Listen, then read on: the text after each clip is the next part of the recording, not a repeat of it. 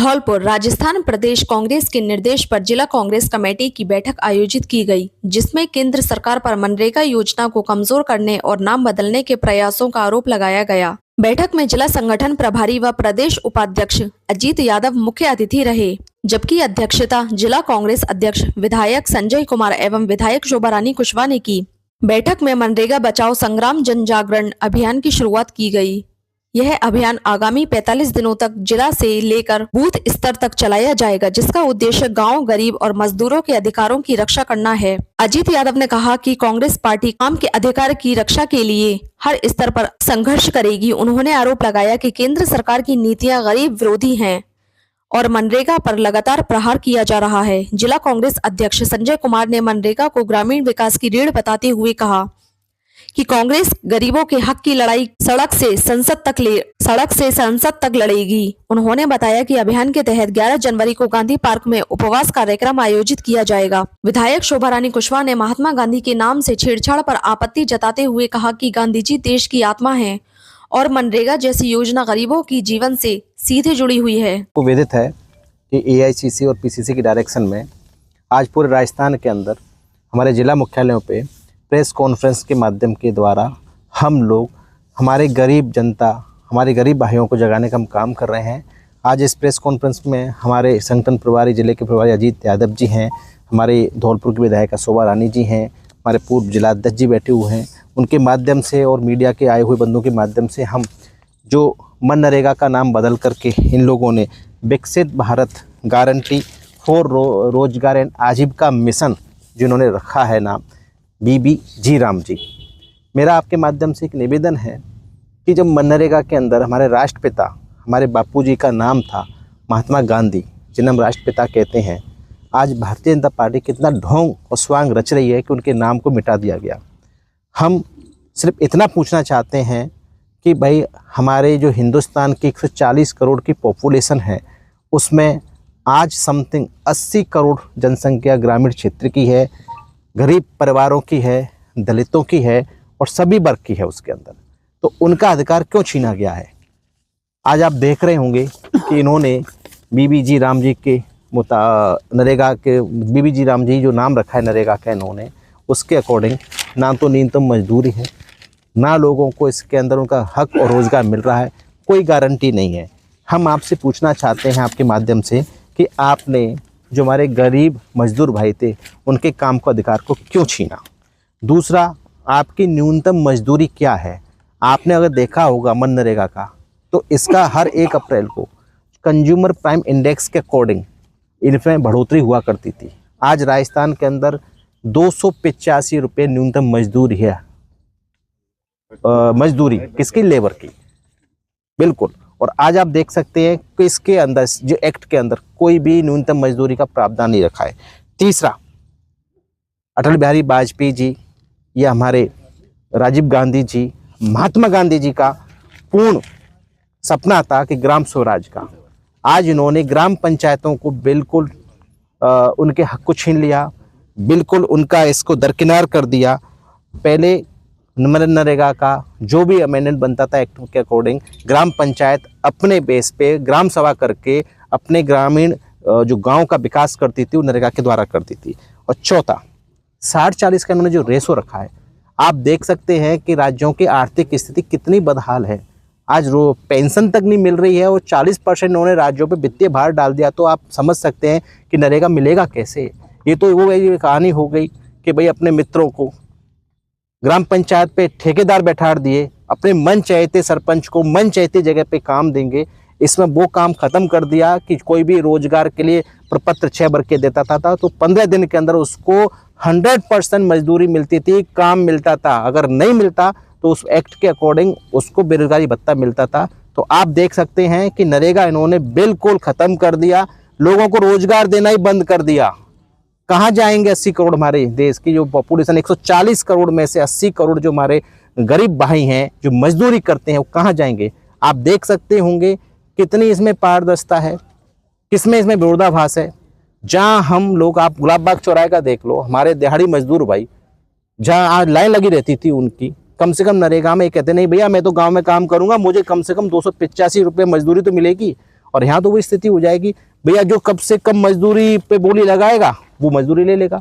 इस तरह से तो इन लोगों ने इसके अंदर बहुत सारी खामियां छोड़ दी हैं और गरीब को गरीब से लड़ाने का काम कर दिया है। इसीलिए हम आज 10 तारीख को मुख्यालय में जो प्रेस कॉन्फ्रेंस करके हम हमारे हक और अधिकार, हमारे गरीब भाइयों के हक अधिकार, मजदूर भाइयों के हक अधिकार के लिए हमने प्रेस कॉन्फ्रेंस की है। धन्यवाद।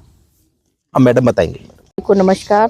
जैसा कि हमारे अध्यक्ष जी ने और यादव जी ने जो सारी चीज़ें बताई हैं, जिस तरह से भारतीय जनता पार्टी के आदरणीय नरेंद्र मोदी जी ने जो नाम बदला है, इस और मनरेगा जो नाम था, क्या इससे कोई बुराई थी? मैं तो यही चाहती हूँ कि नाम कोई भी हो, लेकिन हमारी जनता जनार्दन को, चाहे गरीब शहर के हों चाहे गांव के हो, सभी को काम मिलना चाहिए। जिस तरह से आज के टाइम में लोगों को काम नहीं मिल रहा है और जिससे लोग गरीब मजदूर परेशान हैं। और मैं तो ये कहूँगी, आदरणीय नरेंद्र मोदी जी ने लोकसभा में नरेगा स्कीम की जो खिल्ली उड़ाई है, ये बेहद बेकार है। और मैं यही कहूँगी, पुनः के सभी को रोज़गार, हमारे भाई बंधु हैं, उनको दिया जाए, जिससे उनका सम्मान बढ़े और उनकी घर गृहस्थी चले। धन्यवाद। जिला कांग्रेस कमेटी के अध्यक्ष संजय जाटव जी, धौलपुर से विधायक मैडम शोभा रानी कुशवाहा जी, शास्त्री जी, साकेत बिहारी जी और सभी कांग्रेस जन और सारे प्रेस के साथियों, अखिल भारतीय कांग्रेस कमेटी के द्वारा CWC की मीटिंग के अंदर निर्णय लिया गया।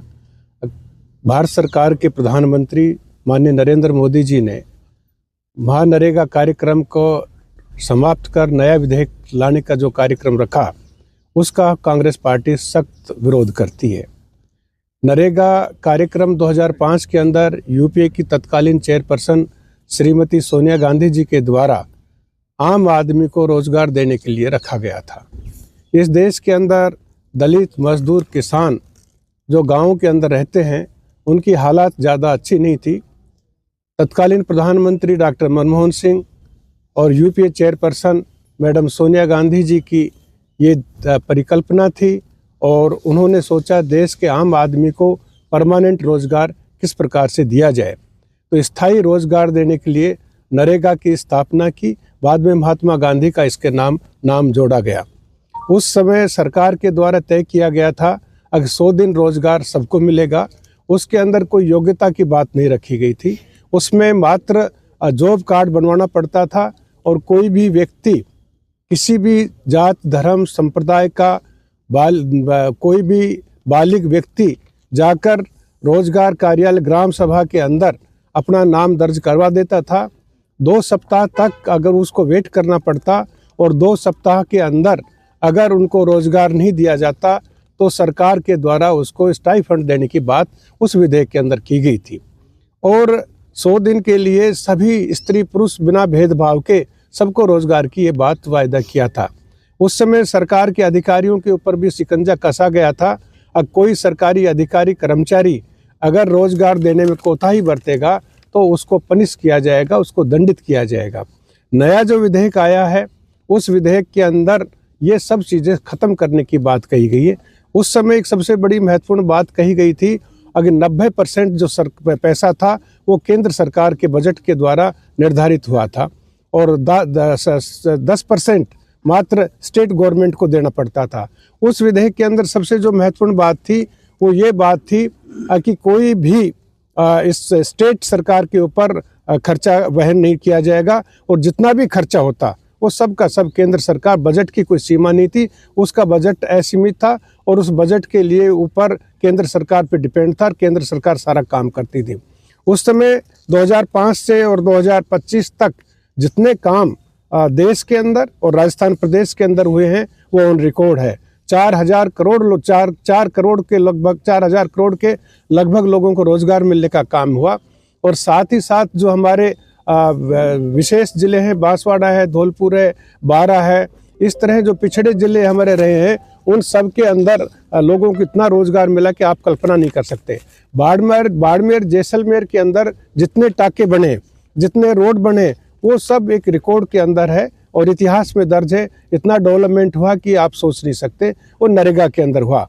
अब जो नया विधेयक आया है जी राम जी के नाम से, सबसे बड़ी बात तो है कि महात्मा गांधी का राम नाम सत्य करने का काम इन लोगों ने किया है। महात्मा गांधी का जो योगदान इस देश की आज़ादी में, इस देश में लोकतंत्र स्थापित करने में रहा है, उसको खत्म करने का षड्यंत्र रचा गया है।